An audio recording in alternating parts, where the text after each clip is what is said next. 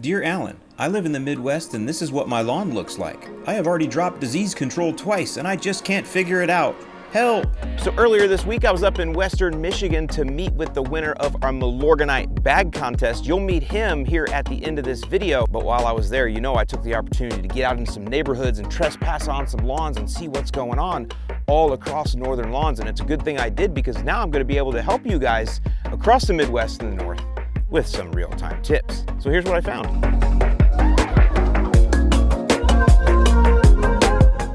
To set the stage here, the weather in Western Michigan was a hot, very dry June that continued into July, also very dry. Then at the end of July, just about 10 days ago, they had a 2-day rain that brought nearly 2 inches, but also with it came several days of overall cooler temps, and now the lawns mostly look like this.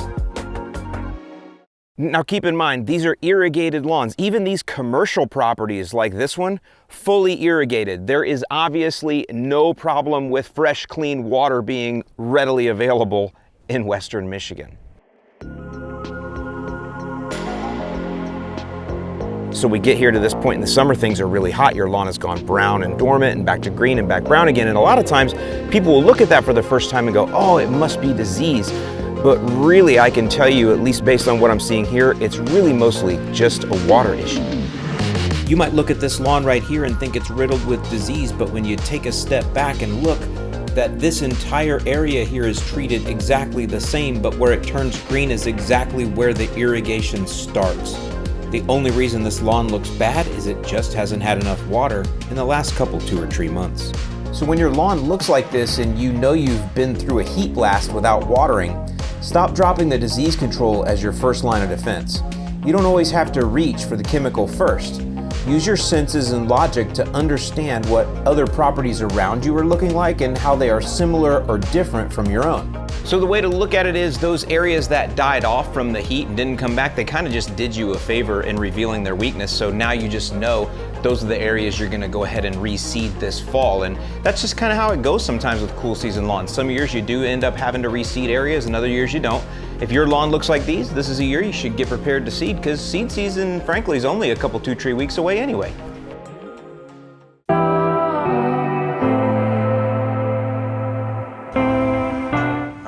So we're gonna go up and look at it. You think it's? I think it's fertilizer. All right, I think it might be for mower damage from if the lawn was crispy. No way. So let me show you. It's all right, fertilizer. let's go look. I'm not being dogmatic about my solution here. I'm just asking what I think. Well, we'll find fertilizer in there if it's fertilizer burn. That's the whole thing. You see what I'm saying? Brother. It is. Yeah, you're right. No, you're right. Okay. I was thinking it could have been from, yeah, you're right. Were you finding fertilizer? Okay, there you go. Look at that. For sure. It's 100% fertilizer burn. Yeah. Yeah, because you're finding pellets still.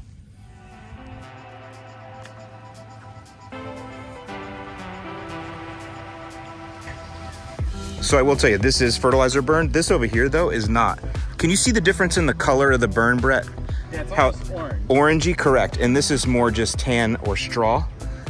If you have polarized sunglasses on, you can really see it. There, see how it's orangey, right? And then you come over here, it's tan. Well, no, maybe it's orangey too, because my lenses are orangey. That's why I like you, because you back me up. But yeah, it is. So this is more from drought. And you can see that's the sunny part of the lawn, right? The sun is blaring there. So that makes sense. So that's crispy from heat, drought, not enough water, whatever. This is for sure burn. We also did see quite a bit of dollar spot around. You'll know dollar spot, it kind of starts off as little silver dollar sized brown spots that quickly grow to the size of a baseball and then grow together and start to look sometimes like other problems. Dollar spot is a disease of the leaf blade, so it's not going to cause any kind of long-term damage. It's literally just going to grow out as you mow. You can give it a shot of nitrogen to kind of push it out a little faster, but this time of year, Kentucky bluegrass lawns like these, they don't want to grow fast anyway. So really, you'll probably just be best to wait it out. Now, some of you do want to have a perfect lawn all the time, and so if you do want to apply fungicide for this, Propiconazole is all you need by itself. Literally one app will kind of knock it out. And again, as you mow, you'll mow off the dead stuff, green comes up underneath, you're all good.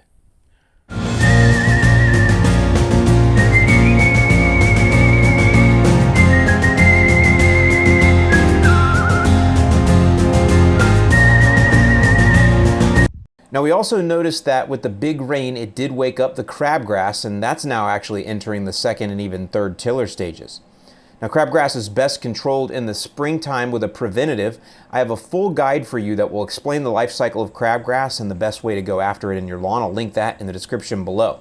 But since it's summer, is it too late for you, or is there something you can do? You can kill crabgrass using a product called quinclorac, and it'll turn it kind of a reddy orange within a few days. It may not actually all go away. You may just have red-orange carcasses there for the rest of the year, but at least they won't be reproducing. However, the best thing you can do on top of that is frequent mowing. And again, you don't want the crabgrass to be able to go to seed, so lots of mowing, and yes, I would probably even bag clippings if you have a really bad outbreak. The combination of the spraying as well as the frequent mowing, those two together, is gonna kind of help you with damage control right now here in the summer. Another thing about finding crabgrass was it allowed me and Brett to do a little bit of detective work too, which is always kind of fun. Check out what we found here.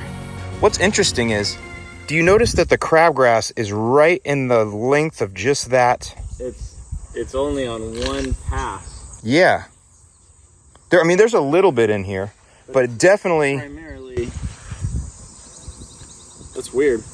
Well, do you think that the mower deck has been scalping? For some reason, they're hanging off or something about it? Because you see how it's right through the middle of the pass, mostly. It's along the edges, you'd expect, right?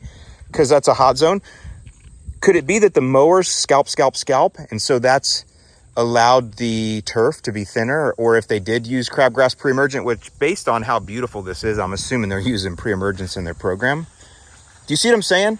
That maybe the mower just continually scalped down the middle, so that's why it's down the middle? So if you step right here and then step right here.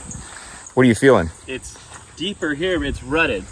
Yeah. So the deck is scalping here.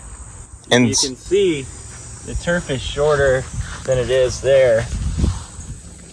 So the turf is significantly shorter here than it is over here. yeah, that's interesting. And it's not like they have a lot of choice because it's too thin to go around the landscaping there. So you see what I'm saying? It's not like he has a way to really get in there except. That's lawn detective like there, bro. All right, so here's an interesting one. This walkway may be only used by the Quinoa Woods residents, and that's fine. We're not gonna use the walkway, but it seems like the Quinoa Woods residents are letting their dogs stop off to pee in this guy's yard. Or maybe it's his dog. And can you see, look at how, I mean, it's good work. It's like do, do, do, do, do, do, do, do, do. See it all, do, do, do, do.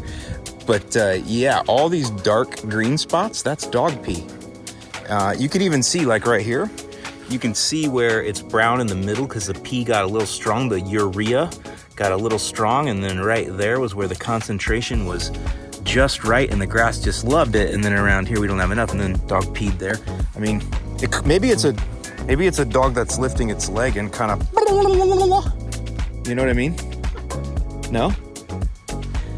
Oh, and so now we gotta wonder, is this dollar spot right here? I think it is, in there. So you got like a couple, yeah, see, and this lawn has, yeah, look. We have dollars. And now, this is where we had to use a preponderance of the evidence of everywhere else. If no other lawns had dollar spot in here, and I found it here, I would say, nah, that's probably something else. Probably from the dogs.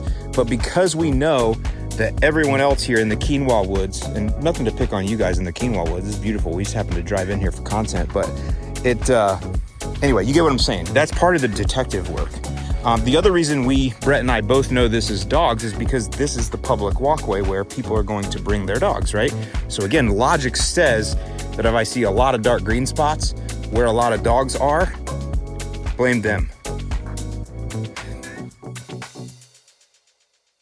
Now, we also did find quite a bit of creeping bentgrass in the area. I'm not sure if this is just from the neighboring golf courses or if this is a general problem in a lot of Michigan, but the way you can easily see creeping bentgrass is when you're far away, it's a lighter color. It's also laying flat because it has a real leggy root system, especially when it's cut tall, it'll lay flat. That's because bentgrass is meant to be cut low. That's why they'll use it like on golf course greens, but when it's cut high, it doesn't blend in with our turf at all. In my opinion, the best way to get rid of a bentgrass problem is to just kill off the areas with glyphosate, rip it all up, and reseed. Now, the bentgrass is gonna come back. It's always gonna be a problem for you. It's kind of like we have with wild Bermuda down here, but hopefully once you get on top of the problem and only small pieces come back, that's when you can control it going forward with like some small squirts of mesotrione or tenacity to just keep the smaller areas at bay. But when you have a larger outbreak, you got to go ahead and, you know, bite the bullet a little bit first, do a little bit of surgery, and then take care of the small outbreaks as they come up going forward with mesotrione. Lastly, we did find quite a bit of nutsedge in the lawns. You guys know we've always been told not to pull nutsedge because there's these little nutlets underneath, and when you pull out the shaft, the nutlets will send up 2 more shafts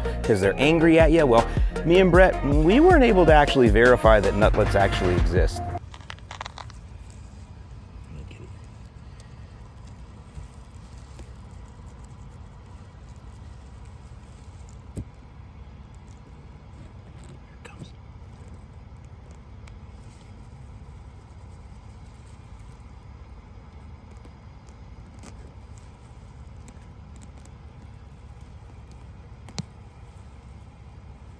Oh no. All the nuts came off. Oh, the nutlets broke off. I got it. I got the nutlet. That nutlet ain't getting it. Oh wait, no, that's a rock. I've never actually seen a nutlet, have you?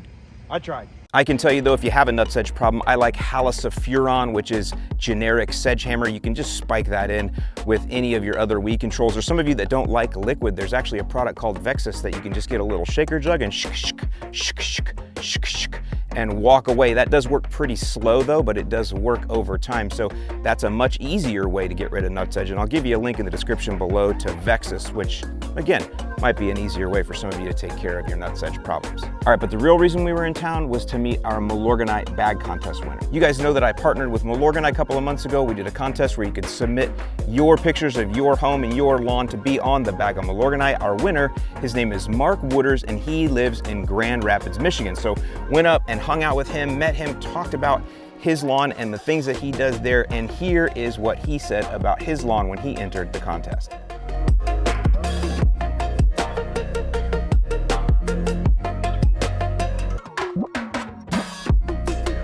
So I got to get up there and hang out with Mark a little bit, got to mow his lawn with his big old John Deere tractor over by there. And I didn't mess it up too bad. Brett went and tried to fix some of what I did. But either way, the lawn is gonna be looking pristine when it's on the bag coming up sometime, maybe by the end of this year or definitely early next year. So congratulations, Mark. And then of course, after that, we had a meetup at a local Ace store over by there and got to meet with some local lawn care nuts. It was fun to meet up with you guys. We did some raffles, some giveaways, but mostly we just hung out and talked about lawns and lawn equipment. And then after the meetup, a group of guys went out with us for a couple 2-tree beers over by there. So it was really cool to get out and meet you guys and talk to you and just learn about your lawns and the things you're going through. And also to check out lawns up there in Michigan, looking good, looking beautiful. We'll see how you guys do through the rest of the summer, but I hope for all of you that these tips were helpful to you. Hopefully you learned a little something here and there. Maybe I saved you from some panic or throwing down some additional disease stuff that you didn't need, but whatever it is, I'm gonna get out here. I gotta start weed whacking this. We got the crotch kickers gonna come out and destroy this in another week, so I'm gonna try to make it look as pretty as I can. Hope you guys have a great rest of your weekend. Thanks so much for watching, and I'll see you in the lawn.